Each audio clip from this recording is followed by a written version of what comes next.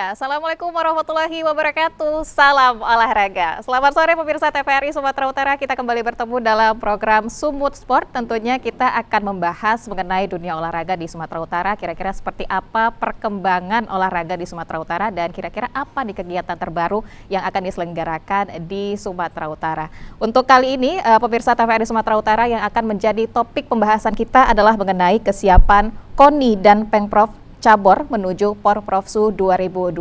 Anda seharusnya sudah tidak asing lagi ya bahwasannya nanti di bulan November 2022 Provinsi Sumatera Utara akan menggelar pesta olahraga yang tentunya kita kenal dengan Porprofsu. Kira-kira seperti apa kesiapan dari pihak-pihak terkait, kemudian seperti apa juga nih kesiapan dari para atlet, tentunya kita akan bahas bersama dengan 3 orang narasumber kita yang sudah hadir di Studio 2 TVRI Sumatera Utara. Langsung saja saya akan sapa, yang pertama adalah Wakil Ketua Umum KONI Sumatera Utara, beliau adalah Profesor Haji Agung Sunarno MPD. Selamat sore Pak Agung. Selamat sore. Selamat sore, kabarnya sehat Pak Agung? Alhamdulillah sehat. Sehat ya? Oke.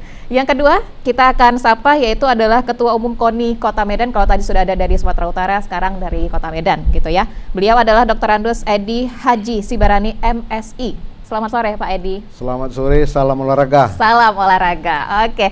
Yang ketiga, yang terakhir akan kita sapa adalah Sekretaris Pemprov Wushu Sumatera Utara. Beliau adalah Bang Herianto, mungkin saya lebih enak yang nyapanya ya. Oke, masih senior-senior ya gitu ya, Bang Herianto ya. Herianto lebih enak kita sapa Bang. Nggak masalah ya Bapak-Bapak ya? Ya. Nggak masalah. Siap, Oke. siap. Oke, ini berbicara mengenai Pekan Olahraga Provinsi Sumatera Utara yang akan diselenggarakan di November ya 2022 Bapak-Bapak. Saya mungkin awal ke Pak Agung terlebih dahulu. Pak Agung, ini Pekan Olahraga Provinsi Sumatera Utara, kita mungkin menghitung tinggal beberapa bulan lagi begitu ya Pak Agung. Tapi waktu itu akan berjalan dengan cepat dan tidak terasa sudah bulan November saja. Nah, dari KONI Sumatera Utara sudah seperti apa persiapan yang dilakukan, yang sudah dilakukan ataupun yang saat ini masih dalam proses begitu, Pak Agung, seperti apa? Baik, ya kita KONI Sumatera Utara sebagai penyelenggara nanti yang akan melaksanakan itu pengurus Provinsi Cabang Olahraga tentang Pekan Olahraga Provinsi Sumatera Utara ini. Kita sudah mempersiapkan mulai dari rapat kerja, sehingga tahu apa yang harus dilakukan oleh pengurus Provinsi Cabang Olahraga maupun KONI Kabupaten Kota. Karena pesertanya nanti adalah KONI Kabupaten Kota. KONI Kabupaten. Iya. Kemudian penyelenggaranya itu pengurus Provinsi Cabang Olahraga. Untuk itu jauh-jauh hari kita sudah informasikan bahwa Pekan Olahraga Provinsi Sumatera Utara merupakan seleksi untuk kita memperoleh atlet-atlet potensial yang nantinya akan kita persiapan untuk menuju PON tahun 2024. 2024. Jadi salah satu seleksi itu adalah Pekan Olahraga Provinsi.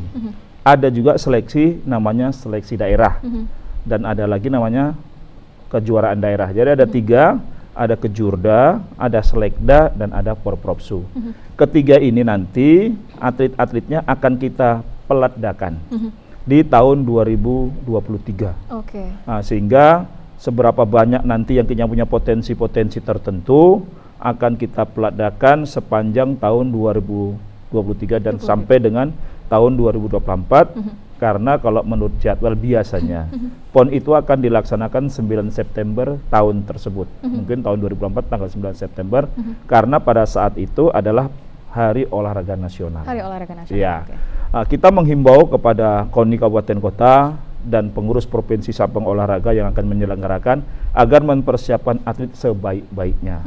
Karena bagaimanapun kita sekarang memiliki sekitar 60, nanti di PON 6 cabang olahraga yang akan dipertandingkan.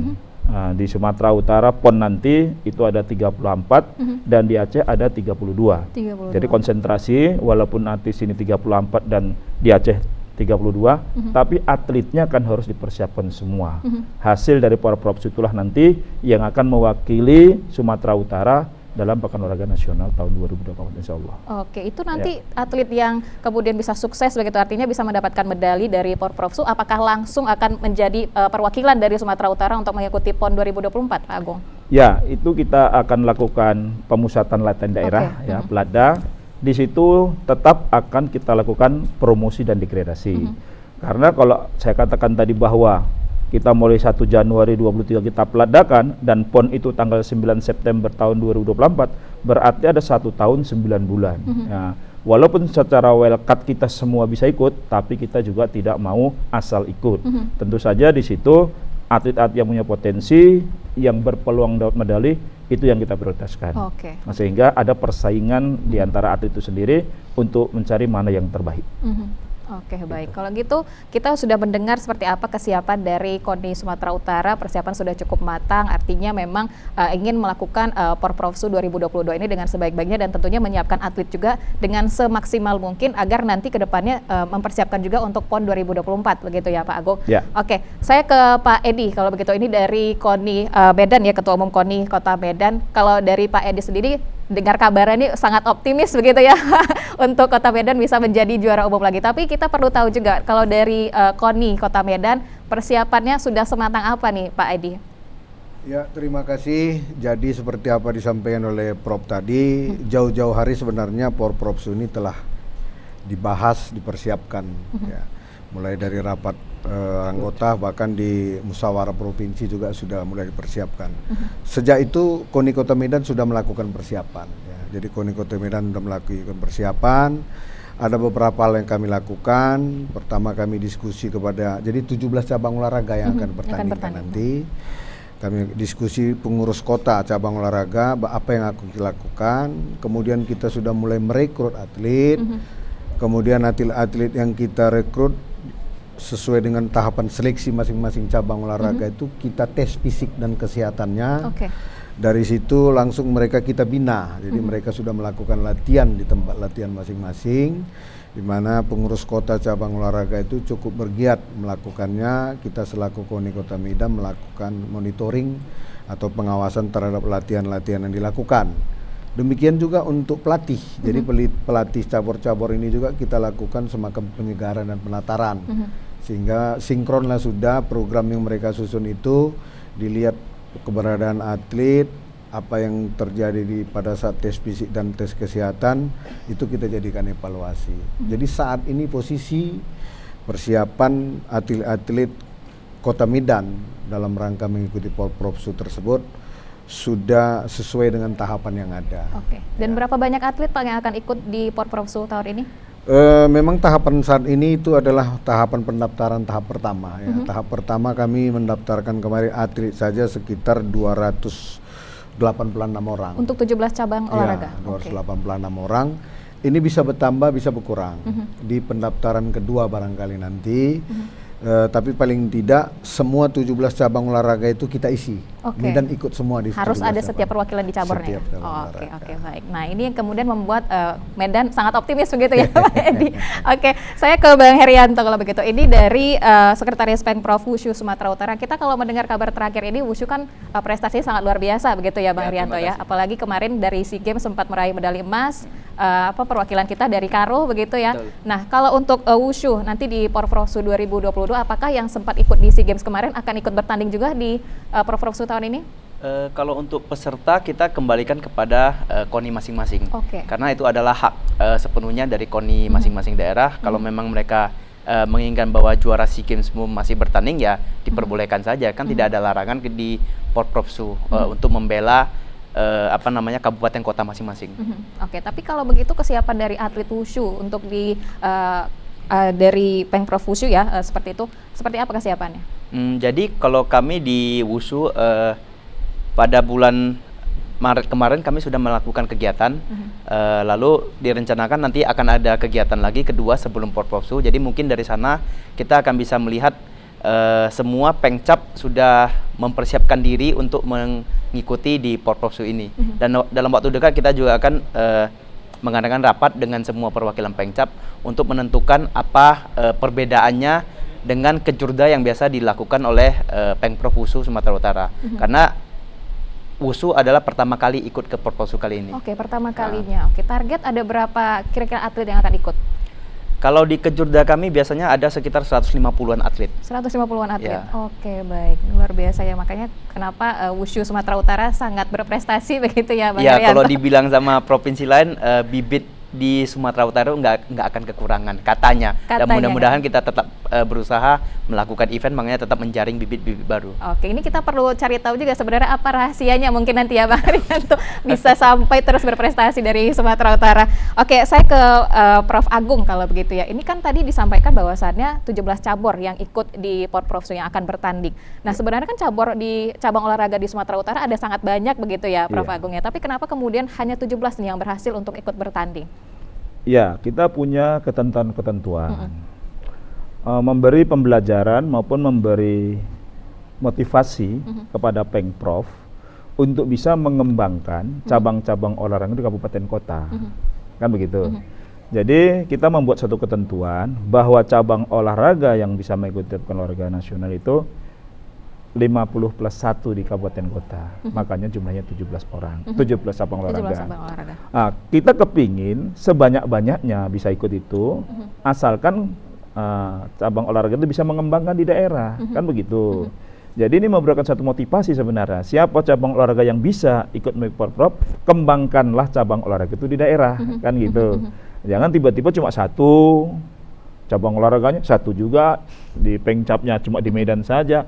Kalau itu kita ikutkan, ya Medan juaranya kan begitu, udah pasti, ya kan? Ya udah pasti ikut semua ya orang cuma satu. Nah, ketika ini 17 cabang olahraga, maka ada persaingan di situ, ya kan? Kalaupun nanti misalnya setiap cabang olahraga itu nomor satu orang, misalnya, kan bisa banyak jadinya juga. Prediksi saya itu nanti sekitar 2.500-an peserta Porprov itu. 2.500. Ya, sekitar segitu. Oke. Walaupun dari 17 cabang olahraga. Jadi ini juga pekerjaan yang luar biasa. Banyak. Nah, jadi ada 3 kategori. Ketika cabang olahraga itu di bawah dari 17, maka yang berkembang di kabupaten kota, kita siapkan kondisi namanya kejurda, kejuaraan daerah. Oke. Nah, bedanya kejuaraan daerah dengan Porprov itu, Pengprov cabang olahraga dipersilahkan untuk menjadi tuan rumah, menentukan tuan rumah. Misalnya tidak harus di Medan, bisa saja di Langkat, bisa jadi Binjai, itu yang menentukan cabang olahraganya. Kalau Porprov kita di Medan dan sekitarnya, gitu loh. Jadi itu salah satu perbedaannya. Kemudian perbedaan yang lain bahwa kalau ada Porprov nanti ada juara umum, kan gitu. Kalau di Kejurda maupun Selekda nggak ada juara umum, kan gitu. Karena itulah pembelajaran supaya memotivasi mereka. Kalau begitu kita ingin mengikuti Porprov 4 tahun yang akan datang, kita harus menambah cabang olahraga di kabupaten kota. Harus lebih aktif sebenarnya begitu. Nah, ini memberi pembelajaran itu. Pertanyaan tadi kenapa 17 itu masalahnya gitu. Sehingga kita kepingin semua ini berkompetisi baik organisasi maupun atletnya gitu. Ada kok cabang-cabang olahraga yang mungkin hanya di Medan, misalnya golf misalnya. Bagaimana mungkin? Anggar, ya kan? Mana mungkin itu ikut Porprov? Ya Medan aja pesertanya. Kan begitu, sebegitu banyak nomornya, ya sebegitu banyaklah Medan yang punya. Meskipun memang potensi atletnya sangat mumpuni begitu ya Pak, tapi kalau kurang aktif juga tidak bisa begitu ya? Ya kita kan punya rumus ya, apabila organisasinya sehat itu, atletnya kan pasti bagus. Kan kayak gitu. Contoh yang saya katakan tadi, cabang-cabang olahraga macam wushu, kemudian cabang yang lainnya, atletik, itu kan tersebar di kabupaten kota, persaingan ada. Sehingga ketika orang bersaing tentu akan menjadi yang nomor 1 kan. Nah, itulah salah satu tahapan-tahapan yang kita memberi pembelajaran. Kalau sempat 60-an kita Porprov kan, ya nggak selesai kita.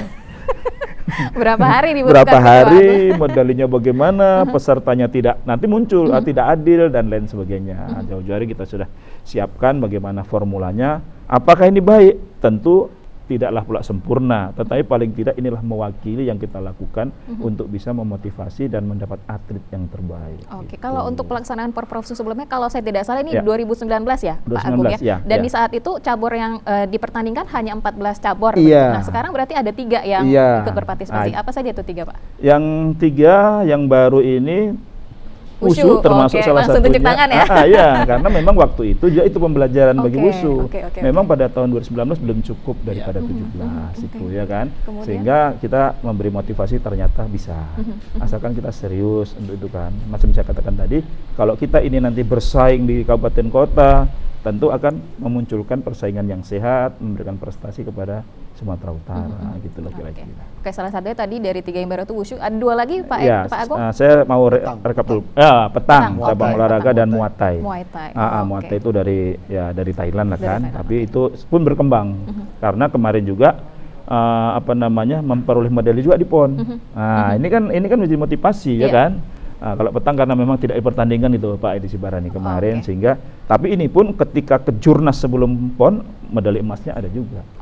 Nah, inilah kacamata yang kita bangun supaya pengprov tersebut lebih aktif, lebih mengembangkan organisasinya dan akan memperoleh atlet yang terbaik. Gitu. Baik, akan memperoleh atlet yang terbaik. Nah, ini kita ke Pak Edi kalau begitu. Dari 17 cabur ini semua atlet akan diturunkan begitu ya Pak Edi. Tapi adakah mungkin kemudian satu cabur atau beberapa cabur yang khusus sudah ditargetkan ini pasti akan mendapatkan medali emas? Seperti apa Pak Edi?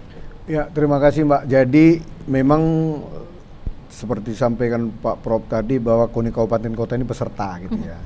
Kami itu peserta, jadi kami sudah melakukan kolaborasi terhadap cabur-cabur dari 17. Kami sudah melihat apa program apa yang kita lakukan, dan dari situ sekaligus kita sudah meminta target dari mereka. Ya, target medali emas cabur A, medali emasnya minimal sekian, kalau ini begini bisa sekian. Itu sudah terhimpun, Mbak. Udah ada semua, walaupun kita tetap melihat itu tadi wasfing tadi ya. Jadi tetap kita awasi, kita lihat. Jadi intinya dari masukan yang ada, itu Medan itu menargetkan paling tidak ada 100 medali emas. 100? Medali emas. Medali emas, luar dari biasa. masukan cabur tadi, Mbak. Nah, bukan KONI Medan yang menentukan. Jadi cabur-cabur ini kita akumulasikan, kita jumlahkan minimal 100 medali emas. Jadi baik. Kita berharap ini bisa terrealisasi lah. Seperti disampaikan Pak Prof tadi, sebenarnya jujur Medan tidak dalam posisi lagi mencari juara umum sebenarnya. Karena doa dan kebersamaan sepertinya Medan itu agak susah dikalahkan di juara umum. Tapi kami bertekad sesuai dengan pesan dari Wali Kota Medan, Pak Muhammad Bobi Afif Nasution, Medan itu tidak lagi ditarget juara umum, tapi harus bisa menciptakan rekor-rekor baru. Rekor-rekor baru. Atlet terbaik, udah ke sana arahnya. Jadi kita mempush ke sana. Seperti tahun lalu ya Mbak, sekedar bayangan 2019, kalau saya nggak silap kita 67 medali emas, peringkat kedua Deli Serdang 20 berapa gitu sama Karo, jauh sebenarnya. Tapi kami bertekad dengan arahan Pak Wali Kota tidak lagi di juara umum. Jadi atlet-atlet KONI Medan itu harus bisa, kalau dia terukur menciptakan rekor baru, kalau dia yang tidak terukur dia harus lebih bagus lah. Lebih bagus. Untuk memberikan kontribusi kepada kontingen Sumut nanti untuk di PON nanti. Dan ini juga menjadi persiapan untuk PON 2024 juga ya Pak Edi. Wah, luar biasa pokoknya dari Kota Medan, KONI Kota Medan ya. Kita ke Bang Herianto dari Wushu begitu ya. Nah, tadi kalau Pak Prof Agung menyebutkan Wushu ini kan termasuk yang baru untuk ikut Porprofsu begitu ya. Nah, ini bagaimana kemudian prosesnya Bang pada akhirnya Wushu bisa sampai menjadi peserta juga nih, ikut dipertandingkan di Porprofsu 2022. Bagaimana kemudian prosesnya? Seaktif apa sih sebenarnya Wushu belakangan ini?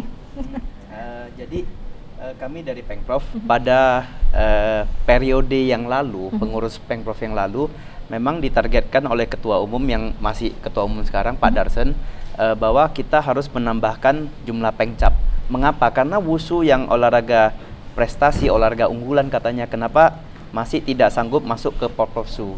Jadi memang itu adalah pembelajaran dari KONI Sumut juga, mengapa sentilan lah kenapa Wushu belum masuk. Jadi memang ditargetkan oleh ketua supaya kita menambah pengcap dan kita aktiflah mencari ke daerah-daerah siapa yang kira-kira mau membentuk pengcap baru, dan setelah dibentuk kita juga bukan yang sembarangan kasih mandat ke orang. Kita harus tahu bahwa mereka benar ada sasananya, ada latihannya, baru kita berikan mandat dan dibentuklah pengcapnya. Makanya kalau memang cuma sekedar membentuk pengcap, mungkin kita 30 kabupaten kota sebentar saja.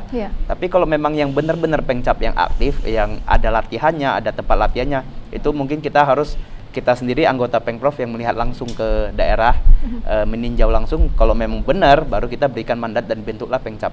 Dan terakhir sebelum kita periode lalu itu kita ada 12 pengcap yang aktif. Sekarang kita sudah 18. Jadi kita menambah sekitar 10 sebenarnya, dan 2 tidak aktif lagi. Jadi kita ada menambah 10 pengcap baru. Makanya disetujui untuk masuk ke Porprov untuk tahun ini. Oke, kalau untuk dari pelatihnya Bang Herianto, ini ada berapa banyak dan apakah Bang Herianto sendiri ini termasuk pelatih juga? Saya termasuk pelatih, tapi saya di Wusu kan ada dua, ada Santa dan ada Taulu. Saya di Taulunya, di seni. Oke. Jadi yang banyak berkembang di daerah itu di Santanya. Jadi kalau di daerah itu rata-rata banyak orang yang punya sasana bela diri, misalnya dari cabur bela diri lain, karate, dari taekwondo, dari gulat, bahkan dari apa saja yang silat. Mereka ketika berlatih kan dasar bela diri sebenarnya sama. Cuma mereka ketika kita adakan pelatihan wasit juri, mereka kita undang dan mereka ikut. Begitu mereka tahu peraturan wusu dan bertanding di bawah peraturan wusu, yaitulah mereka adalah atlet wusu. Nah, jadi itulah kita merangsang perkembangan di daerah, caranya seperti itu. Kita banyak melakukan pelatihan. Banyak melakukan pelatihan dan itu kemudian menarik masyarakat untuk mau begitu ya menjadi atlet wushu begitu ya. Oke. Pak Prof Agung, kemudian bagaimana sekarang ini perhatian pemerintah dalam hal pelaksanaan Porprofsu 2022, Pak Agung? Ya, kita merencanakan jauh-jauh hari ya. Tentu semua ini adalah restu daripada Bapak Gubernur, Bapak Wakil Gubernur, juga Ketua KONI yang memang mengagendakan untuk melaksanakan Pekan Olahraga Provinsi. Jadi masalah nanti ada juga tanggung jawab daripada KONI untuk pelaksanaan Olahraga ini, juga ada tanggung jawab dari KONI Kabupaten Kota. Ya, tentu nanti akan di-sharingkan mana yang meringankan juga, karena kita kan maklum juga KONI Kabupaten Kota ini kan ada keterbatasan banyak, ya kan. Kalau kembali kita bacakan ada karena COVID itu alasan begini-begini, inilah kita baru bisa. Untuk itu nanti ada tanggung jawab daripada KONI Sumatera Utara memberi bantuan lah kepada peserta Porprov itu untuk bisa mengikuti di sini, dan dari kabupaten kota juga bisa mengirim atlet-atlet tersebut. Untuk itu kabupaten kota ataupun ya pengurus provinsi cabang olahraga kita juga harus aktif di sini. Karena tanggung jawab itu beratnya di kabupaten kota. Semakin banyak itu dikirim, maka semakin banyak juga tanggung jawabnya kan begitu. Karena ya ongkos, kemudian uang saku, kemudian t-shirt maupun trainingnya, itu kan tanggung jawab kabupaten kota. Makanya untuk itu, untuk mengirim itu juga mereka melakukan seleksi, macam Pak Edi Sibarani tadi sudah bahkan memetakan harus udah pasti dapat 100 emas gitu kan. Itu kan deteksinya kan sangat luar biasa itu ya, spot intelligence-nya sudah masuk di situ kan. Karena memang begitu, Sumatera Utara kan ibu kotanya Medan juga kan. Cabang olahraganya mungkin semua ada di kota Medan, tapi di kabupaten kan belum tentu ada. Nah itu. Jadi persiapan kita selain nanti kita menanggung daripada pelaksanaan itu kepanitiaannya, juga pesertanya akan kita berikan bantuan subsidi sehingga kabupaten kota dapat menjalankan tugasnya, atau kita memperoleh atlet-atlet yang terbaik untuk bisa dikirimkan ke pelaksanaan Porprov tersebut. Karena mereka kita tahu KONI kabupaten kota itu selain mengirimkan ya itu untuk peserta Porprov, mereka juga melakukan kejurda maupun selekda kan dikirim oleh KONI juga. Nah, untuk itu kita berharap kepada pengurus provinsi cabang olahraga agar betul-betul menseleksi atletnya, pesertanya, membuat suatu program yang terbaik untuk pengcap-pengcapnya yang nanti akan dikirim oleh KONI, atlet-atlet yang terbaik. Sehingga hasil daripada Porprov itu betul-betul kita mempunyai atlet-atlet yang potensial yang akan kita bina, karena memang kita tuan rumah PON itu bukan hanya ikut katakan menyediakan medali untuk orang, kita harus menyediakan untuk kita sendiri. Ya kita bersyukur KONI Medan sudah begini banyak, ya kan, KONI yang dekat-dekat juga seperti itu. Nanti akan kita lihat hasilnya, bagaimana postur-postur, bagaimana tingkat psikologinya maupun kematangan itu juga kita perhitungkan. KONI Medan sudah melaksanakan tes fisik, nanti akan laksanakan tes kesehatan, akan laksanakan lagi tes psikologi. Untuk memberi kematangan kan banyak hal yang harus dilakukan untuk itu. Nah, untuk itu juga kita sekali lagi berharap kepada Pengprov, tolong berikan seleksi yang terbaik. Jangan suka dan tidak suka, like and dislike kan gitu.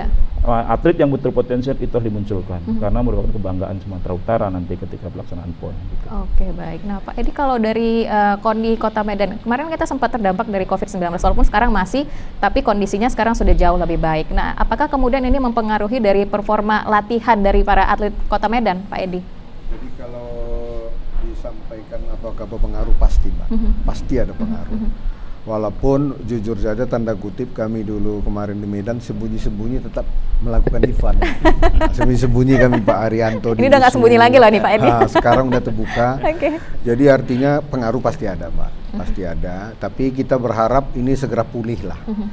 Teman-teman di pelatih juga bisa membuat program itu untuk melakukan pemulihan. Jadi kita berharap jujur saja Porprov bulan 11 ya. 11. Nah, tapi ini bocoran ini kami sudah melaksanakan Porkot di bulan 8. Oke. Nah, jadi dia sedikit bukan kampanye. Jadi Porkot ini juga salah satu bentuk multi event. Kita coba membuat kegiatan itu. Jadi 17 cabur Porprovsu itu tidak ikut lagi di sana. Oke. Tapi yang di Porkot itu yang bakal main di Kejurda Maslekda tadi. Oke. Ah, gitu kira-kira. Jadi intinya Mbak, pengaruh COVID-19 itu ada, tapi kita bersama-sama dengan stakeholder yang ada, bagaimana segera pulih ya pelaksanaan kegiatan latihan maupun kejuaraan-kejuaraan yang ada. Oke, baik. Dan tentunya juga untuk atlet-atlet Kota Medan ini kan Pak banyak juga yang sudah menorehkan prestasi gitu ya. Tapi apakah dari atlet-atlet Kota Medan juga merasa ada nih saingan terberat dari kota lain begitu, dari kabupaten kota lain? Pasti Mbak. Pasti jadi, ada ya. Sekarang apa yang disampaikan Prof Agung tadi, dari 66 cabur dipertandingkan hanya 17. Itu yang 17 itu udah merata itu maksudnya Pak. Minimal ada di 17 kabupaten kota. Artinya pasti persaingan ada. Tapi kita berharap anak-anak Medan nggak boleh juga overconfidence ya. Tetap harus memaknai pertandingan itu betul gitu. Bahwa sewaktu-waktu atlet-atlet daerah teman-teman kita lain di kabupaten kota lain bagus-bagus Mbak. Bagus-bagus ya. Kita berharap atlet kita tetap konsisten lah. Oke, baik. Artinya memang kalaupun ada persaingan juga kita tetap melakukan secara sportif lah begitu ya Pak. Apalagi atlet itu kunci utama harus bisa menjaga sportivitas begitu. Oke, kalau untuk dari wushu begitu ya Bang Herianto, selama ini akibat dari pandemi juga mungkin ada pengaruh ke latihannya juga gitu untuk para atlet? Tentu. Pada awal pandemi ya kita sempat berhenti total beberapa bulan. Lalu karena kita tahu bahwa seorang atlet itu bagaimanapun latihan itu harus jalan. Ya, kita ada yang kita arahkan latihan di rumah, ada yang memang kita arahkan memang kalau memang di sekitar Medan, di Padepokan kami memang untuk internal masih tetap latihan pada saat itu. Karena kalau tidak lanjut terus latihan, atlet akan mundur. Jadi prestasi atlet itu seperti kita sedang naik sampan di sungai. Kalau kita nggak maju ya mundur begitu. Nah, kalau nggak latihan ya mundur gitu. Itu yang disampaikan oleh Pak Supandi waktu itu. Latihan harus terus maju. Tidak boleh katanya kita istirahat terlalu lama. Jadi dengan pandemi ya kita berpikirlah bagaimana caranya kita mengakali supaya kita tetap bisa berprestasi ke depannya. Oke. Dan cara mengakalinya seperti apa? Apakah latihannya kemudian di lokasi yang terbuka atau bagaimana? Kalau kami waktu itu untuk yang seni, karena kita harus latihan di atas karpet, kita memperketat protokol kesehatan, kita seperti cek suhu, cuci tangan di luar, dan kita tidak banyak yang biasanya atlet reguler atau murid-murid kita liburkan, tapi atletnya kita latihankan. Nah, jadi dengan cara seperti itu atlet, kalau memangnya atlet ya tetap latihan. Kalau yang murid atau yang sekedar hobi mungkin ya kita arahkan latihan online, kita latihan di rumah. Oke, dan tapi tidak ada yang mundur atletnya ya? Ya, supaya tidak mundur. Nah, kalau yang untuk olahraga tarung, memang sempat kita selama 2 tahun tidak bisa mengadakan event. Tetapi ya tetap saja latihan ketika di Platda, baik di Sumut ataupun di daerah masing-masing, mereka harus latihan dan mengirimkan video sebagai bentuk tanggung jawab mereka, saya sudah latihan hari ini. Oke, baik. Dan itu bisa kita katakan jadi kunci suksesnya dari wushu juga begitu ya? Konsisten, mudah-mudahan ya. Oke, baik. Ya, pemirsa, ini perbincangan soal persiapan menuju Porprov 2022 sangat hangat ya, dan tentunya ini menarik untuk terus kita bahas, tapi kita akan lanjut perbincangan kita nanti setelah jeda berikut ini. Tetaplah bersama kami di Sumut Sport.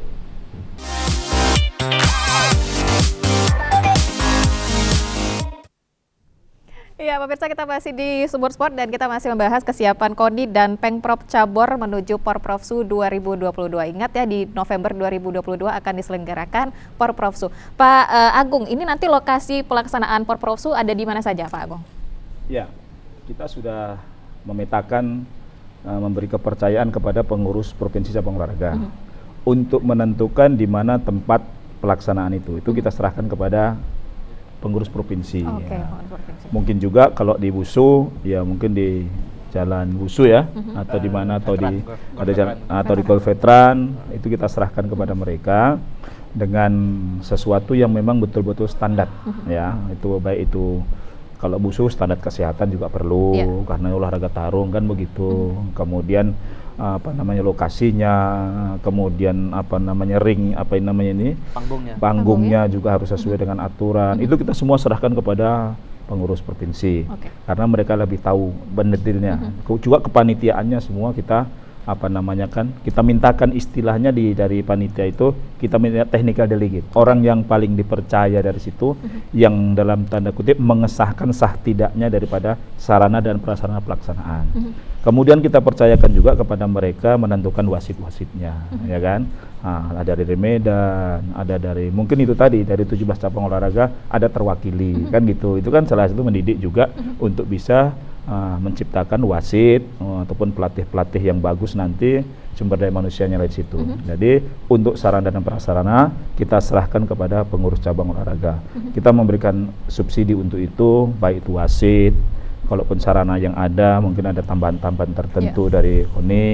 Mungkin kalau sewa ya sewa, kalau emang ada juga Pemprov yang nggak punya tempat itu gitu. Ada. Jadi paling tidak itulah salah satunya memotivasinya dengan ada ini, malu juga kita minjam-minjam juga kan kayak gitu. Tanggal 29 Oktober sampai tanggal 8 itu dah Oktober sampai dengan 8 November itu setelah kita laksanakan tuh Porpropsu, tanggalnya udah tentukan. Masalah nanti bagaimana pembukaan dan sebagainya itu teknis nanti akan kita laksanakan. Jadi begini, kita menentukan itu supaya pelatih-pelatih itu mempersiapkan atletnya. Jangan tiba-tiba berubah itu kasihan pelatihnya. Ini ditunda 1 minggu, ditunda 2 minggu, ini kacau nanti apa namanya kepelatihannya. Jadi anak-anak itu ada istilahnya peak performance-nya, prestasi puncaknya itu sudah dihitung sama pelatihnya. Oh ini puncak prestasinya ini fisiknya sudah 100%, tekniknya sudah 100%, mentalnya sudah, itu berada pada tanggal tersebut. Nah, itu dihitung sama pelatih. Nah, sehingga kita dari KONI Sumatera mengatakan tanggal sekian pelaksanaannya. Untuk itu mengikut semuanya untuk bisa mencapai prestasi itu gitu. Jadi, terukur pelaksanaan itu pada Pekan Olahraga Provinsi. Kalau untuk masyarakat apakah bisa Pak untuk menyaksikan langsung nih pertandingan-pertandingannya? Sangat bisa dan justru itu mau kita himbau, ini kan namanya pekan. Nah, orang pekan itu siapa boleh datang. Kan gitu kan. Pekan itu namanya pekan, semua boleh datang. Nah, jadi baik masyarakat dan free supaya memberi motivasi, karena orang berolahraga ini kan investasi. Jadi kita berpikir bahwa selalu investasi itu ini harus hasilnya, kalau kita mengeluarkan duit investasi sekian hasilnya sekian. Di olahraga ini investasi jangka panjang. Belum tentu di Porprov ini nanti hasilnya akan di PON. Bisa saja ada juga yang nanti berhasil pada PON berikutnya, usianya berapa, ya kan? Nah, jadi investasi itu adalah sangat bagus. Jadi kita berpikir membina olahraga itu jangan hanya jangka pendek. Kita harus berpikir jangka panjang bahwa mengurus olahraga adalah mengurus sumber daya manusia secara investasi. Baik. Nah, nih Pak Edi, dari atlet kita bisa katakan sudah siap ini ya, saat ini masih terus melakukan latihan begitu. Nah, kalau dari pelatihnya seperti apa Pak Edi? Sama Mbak, jadi saya sampaikan tadi, atletnya juga kita jamah, pelatihnya juga kita jamah. Jadi mereka itu kita berikan semacam penyegaran atau penataran pelatih oleh para pakar-pakarnya, hasil tes fisik dievaluasi, tes fisik atlet tadi dan kesehatan dievaluasi, program latihan juga oleh tim kita. Jadi pelatih ini ya salah satu, ada paling tidak ada 3 itu tadi kan, pelatih, pengurus, atlet. Ketiga-tiga ini punya fungsi yang besar ini untuk menciptakan prestasi atlet. Jadi pelatih-pelatih kita itu juga memang udah direkomendasi oleh cabur masing-masing. Mereka sudah biasa dengan kegiatan sebesar Porpropsu, dan pelatih ini, jadi sekarang ini saya buat ini sekarang kejuaraan Piala Wali Kota khusus untuk cabur Porpropsu termasuk USU. Ya, jadi yang tadi di luar Porpropsu itu nanti saya buat Porkot. Nah, main terus ini Mbak. Nah, jadi Piala waktu lagi jalan. Jadi hasil Piala kita contohnya kemarin baru selesai cabur karate, itu kita evaluasi. Atlet yang kita bina atau yang kita daftarkan sementara untuk ikuti Porprov ini gimana dia di Piala Wali Kota itu. Kita lihat nanti apakah harus juga melaksanakan degradasi promosi, masih diperbolehkan.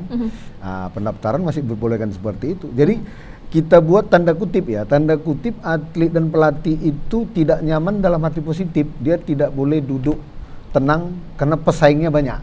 Kalau gitu mentalnya juga diuji begitu ya Pak Edi ya? Harus kita ciptakan hal seperti itu, seperti di wusu dan lain cabur, bahwa di belakang mereka antri atlet lain. Kalau dia main-main, atlet lain bisa menyabet langsung, karena jujur saja kami diuntungkan di ibu kota provinsi, atlet kita banyak, Mbak. Jadi kalaupun kita daftarkan misalnya nomor lomba X 1 orang, sebenarnya ada 10 sampai 15 orang lagi di belakangnya. Yang prestasinya 11-12. Jadi itu artinya modal kita semua lah, masyarakat Medan dan Sumatera Utara. Ya. Jadi intinya pelatih juga tetap kami perhatikan. Baik. Nah, ini luar biasa ya. Nah, kalau dari Wushu, Bang Herianto, dengan prestasinya sangat luar biasa, apakah atletnya kemudian agak merasa terbebani nggak? Ini dari SEA Games saja kita bisa dapat medali emas. Apakah nanti di Porprofsu bisa nggak nih kita memperoleh hasil yang sama begitu? Jadi kalau memang atlet itu ya, seharusnya kalau memang sudah bisa berprestasi di pentas internasional, harusnya memang punya kemampuan yang sudah cukup mumpuni. Jadi tergantung persiapan. Setiap orang itu seperti kata Prof Agung tadi, kita harus mempersiapkan prestasi kita di peak performance-nya, kondisi kita paling bagus di kejuaraan. Jangan nanti misalnya atlet yang walaupun dia juara SEA Games, tapi kalau memang leha-leha sebelum sebelum pertandingan, ya mungkin saja kesalip sama yang lain. Karena ya atlet yang sudah peak performance walaupun belum juara SEA Games, tapi dengan atlet SEA Games yang latihannya agak berleha-leha, ya mungkin saja kesalip. Jadi mungkin ya mereka harus tetap saja berlatih konsisten dan mempersiapkan diri programnya menuju ke Porprov nanti. Oke. Baik, dan untuk atlet-atlet Wushu, nama-nama yang bisa dikatakan ini memiliki potensi yang sangat luar biasa, ini ada banyak ya Bang Herianto ya? Lumayan ya, kita karena banyak event, sudah banyak daftar nama yang kita pantau lah. Kalau gitu saya bertanya ke Pak Prof Agung begitu ya, kalau tadi saya sempat menyinggung soal apakah nanti atlet SEA Games akan diturunkan juga di Porprofsu, kira-kira diperbolehkan nggak nih Pak Agung? Jadi begini, atlet itu kan punya kabupaten kota. Bukan punya Sumatera Utara. Bupati juga pengen namanya naik, ya kan? Pengurus-pengurus juga merasa punya eksistensi. Jadi kita perbolehkan atlet-atlet SEA Games itu ikut di Porprofsu. Karena bagaimana? Selain kalaupun menang dia, memberi contoh kepada yang kalah. Tapi bagi yang belum menang ini kepingin juga dia mengalahkan atlet SEA Games, kan gitu. Nah, ini kan menjadi persaingan yang positif ini untuk itu. Jadi, ini atlet SEA Games, bagaimana kita cara mengalahkannya? Itulah makanya harus betul-betul namanya atlet itu siap. Exercise terus setiap hari exercise. Nah, bahkan untuk atlet-atlet pelatda, sekarang kita punya atlet pelatda, pemusatan daerah untuk tahun 2020 kita sudah punya. Itu 479 atlet. Ini nanti kita kembalikan ke kabupaten kota. Kita kembalikan. Kan kebanggaan kabupaten kota. Sudah di pelatda, di pemusatan latihan daerah Sumatera Utara, tapi ketika Porprov silakan kembali ke kabupaten kota. Untuk membawa nama harum nanti kabupaten kota untuk bersaing di sini ya. Termasuklah atlet pelada itu nanti atlet-atlet SEA Games, atlet-atlet yang kemarin mantan PON, itu masuk di situ semua. Jadi ini kan menjadi membaur, bagus gitu. Kalaupun kalah ya wajar-wajar saja, tapi kalaupun nanti atlet SEA Games jadi kalah, ini kan kebanggaan bagi suatu atlet, ternyata saya juga bisa mengalahkan atlet SEA Games. Jadi makanya saya katakan tadi, bersiaplah para atlet. Saya tentukan tanggal 29 Oktober sampai 8 November untuk pelaksanaan. Mereka tahu targetnya di situ. Ternyata itu sudah ketemu. Mungkin kalau atlet di wusu biasa itu hitung mundur. Berapa hari lagi. Itu hitung mundur di dinding kan di wusu itu. Saya sekian hari lagi. Saya sekian. Posisi saya di mana? Posisi saya itu memang evaluasi diri ya, supaya mereka juga yang lainnya juga akan menghitung seperti itu. Inilah yang kita harapkan, bahwa kita tahun 2024 itu punya atlet-atlet betul-betul potensial sesuai dengan seleksi ini gitu loh. Kita nanti di PON itu hampir 1.400-an atlet itu. Bukan sedikit ini. Hasil Porprov ini pun masih perlu lagi, kurang lagi nanti ini. Itu masih cabang-cabang olahraga yang tadi 17. Tahun 2003 nanti akan ada cabang olahraga bergu lainnya kan. Sekarang masih perorangan. Jadi membanggakan itu bisa kita lakukan. Dan nanti kan ada untungnya Sumatera Utara itu untuk PON itu wildcard. Oke. Wildcard itu tidak usah ikut prakualifikasi. Oke. Tapi walaupun Langsung tidak prakualifikasi, kita juga tidak mau memenuhi semua kalau emang tidak punya kualitas. Karena bukan sedikit untuk bisa membina menjadikan atlet, bukan sedikit. Atlet paling tidak berhasil itu 6 sampai 8 tahun bahkan lebih baru bisa jadi atlet yang betul-betul potensial. Jadi kan investasinya panjang nih. Bukan tiba-tiba atlet latihan kemarin ini ikut bisa menang, belum tentu. Nah, inilah yang menjadi tanggung jawab kita membina olahraga Sumatera Utara melalui event, kemudian melalui pembinaan cabang olahraga, kemudian membina sumber dayanya. Kita sangat membutuhkan. Dalam Porprov itu kan orang-orang profesional, termasuk wasitnya, termasuk pelaksananya, termasuk penanggung jawabnya. Ini kan perlu orang banyak. Kalau 34 cabang olahraga yang di sini kan perlu orang-orang, dan kepanitiaan ini semua kan perlu. Ini kan perlu di-upgrade. Kita berterima kasih KONI Medan sudah wasit, sudah dilatihnya. Tinggal mengambil aja KONI Medan kan. Kemudian yang lainnya. Inilah peran daripada KONI Kabupaten Kota, cabang-cabang olahraga. Kita nggak bisa berdiri sendiri, ya. Kemudian yang lainnya pengurus provinsi juga melaksanakan kegiatan pelatihan, baik itu wasit maupun pelatih, mengadakan kejuaraan, baik itu junior, senior, kemudian melakukan tryout. Nah, itu kan sesuatu yang memang dilakukan dengan baik untuk membina ujung-ujungnya bahwa Sumatera Utara nanti yang akan memetik hasilnya itu. Makanya langkah-langkah ini tetap kita lakukan. Bahkan di tahun 2023 juga masih banyak kegiatan-kegiatan. Karena saya katakan lagi, tidak ada sesuatu itu prestasi dengan cara instan. Kita juga akan mengeluarkan sesuatu yang luar biasa supaya hasilnya luar biasa kan gitu. Ada yang biasa-biasa hasilnya luar biasa kan.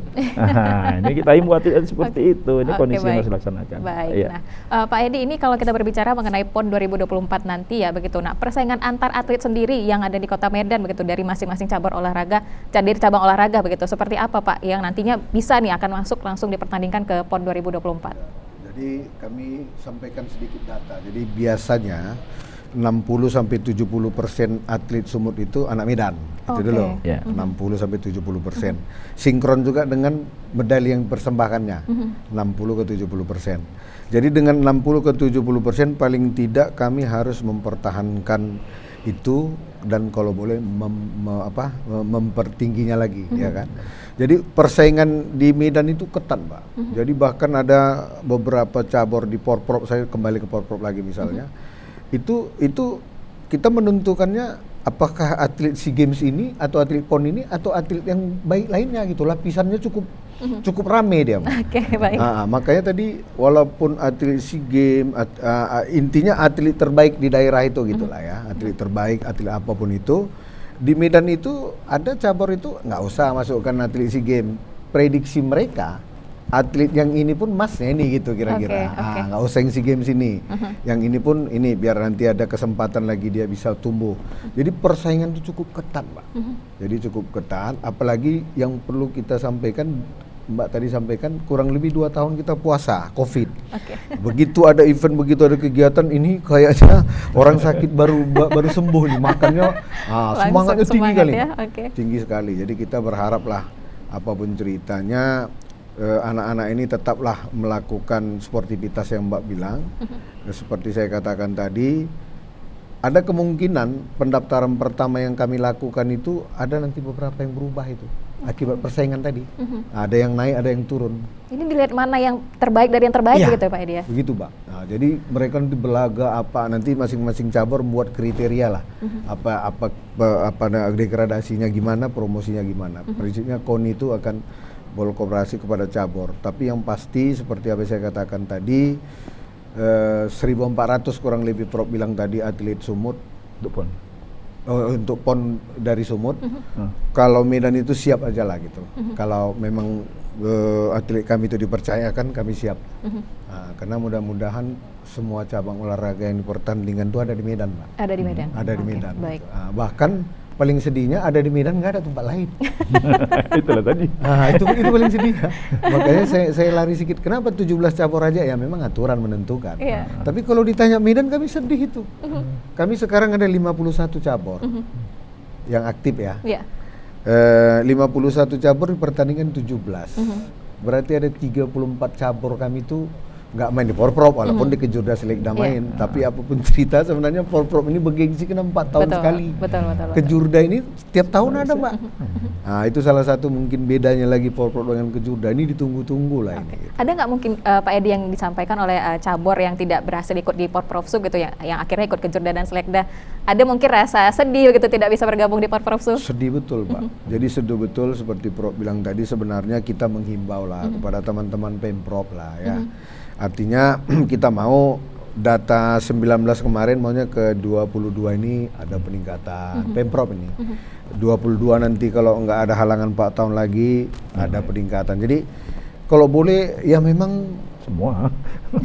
jujur aja kalau dari aturan itu jumlah cabur yang dipertandingkan di Porprov kita kalah sama daerah lain. Jumlah cabornya. Nah, jujur aja saya bilang ini ya memang tadi itu penyebaran kabupaten kotanya itu nggak kencang dia gitu. Bahkan kalau kita lihat data ada yang 8 tahun masih itu juga Bang Anto. Dia tiga kabupaten kota sekarang masih 3 juga. Oke. Baik, oke. Saya ke Bang Herianto, ini kita juga udah di penghujung waktu. Saya mungkin minta pesannya juga dari Bang Herianto, ataupun mungkin tips and triknya biar cabur-cabur lain bisa mengikuti jejak dari Wushu yang kemudian prestasinya sangat luar biasa. Bagaimana kemudian untuk terus aktif dan bisa nih nanti tahun selanjutnya ikut Porprovsu, Bang Herianto? Ya mungkin ini bukan mengajari ya, sharing kita pengalaman ya. Semoga semua cabur ini bisa memenuhi target 50% plus 1 dengan sangat cepat ya. Kita harus banyak melakukan pelatihan. Kita undang semua KONI yang belum ada pengcapnya, kita undang perwakilan mereka untuk mengerti dulu dengan cabur kita. Jadi setelah mereka mengerti ya mudah-mudahan ada orang yang memang senang olahraga mau membina di sana. Setelah ada ya kan terbentuk pengcap. Setelah terbentuk pengcap kita banyakkan melakukan event. Ya event apa saja yang kadang kita skalanya lebih kecil, kadang skalanya besar, kadang yang kita terbuka, siapa saja sasana bisa kita terima, kadang kita melakukan yang kita cuma menerima pesertanya berupa pengcap. Jadi ya berbagai event ini setelah kita lakukan mudah-mudahan bisa menambah kesadaran masyarakat bahwa ada cabur ini, kita tertarik nggak mengikuti ini ya. Mudah-mudahan semua cabur bisa mengikuti dan sesuai harapan Pak Edi semua cabur bisa main di Porprov, ya kan? Oke, baik. Nah, ke Pak Edi sekarang seperti apa Pak harapan kedepannya untuk pelaksanaan Porprovsu, para atlet dan pelatih juga? Ya terima kasih, yang pasti mari kita ikuti aturan, ya aturan yang disepakati bersama ya. Kemudian yang paling penting juga kita doakan bersama bahwa COVID-19 ini jangan pandemi lagi karena bisa berubah lagi nanti ini. Benar. Ya itu kita doakan bersama, mohon dukungan lah sama doa seluruh masyarakat, stakeholder olahraga secara khusus, sehingga Porprovsu yang kita tunggu-tunggu ini bisa terlaksana dengan baik dan ada nilai tambah. Porprovsu kali ini Mbak, outputnya adalah kita tuan rumah PON. Oke, tuan rumah PON. Jadi harus lebih baik dalam semua segi. Oke, baik. Terakhir ke Prof Agung ini. Mungkin kalau Prof Agung saya minta singkat aja deh kalau gitu. Oke. Silakan Prof Agung. Iya, memang kita menyelenggarakan itu produknya adalah prestasi. Ya, sehingga kita berharap semua peserta mulai dari itu technical delegate, mulai itu atlet, pelatih semuanya harus sesuai dengan koridor yang sudah sama-sama kita sepakati. Tidak ada atlet pindah sini, tidak ada lagi dalam aturan itu supaya membanggakan kabupaten kota yang mereka wakili dan membanggakan Sumatera Utara dan membanggakan nanti secara nasional. Oke, baik. Terima kasih kalau begitu saya ucapkan untuk Prof Agung, Pak Edi dan juga Bang Herianto yang sudah hadir di Studio 2 TVRI untuk membahas mengenai persiapan Porprovsu 2022. Mudah-mudahan Porprovsu berjalan dengan lancar begitu ya, dan untuk atlet-atletnya juga kondisinya juga selalu prima begitu. Apalagi untuk Wushu nih ya menjadi beban juga mungkin ya, dan tentunya kita berharap prestasi yang luar biasa dari masing-masing atlet. Baik, pemirsa, kita akhiri Sumut Sport di sini dan tentunya kita akan berjumpa lagi di Sumut Sport selanjutnya dan tentunya membahas mengenai dunia olahraga di Sumatera Utara. Terima kasih. Widya Utami Putri bersama seluruh kerabat kerja yang bertugas pamit undur diri. Selamat sore, sampai jumpa.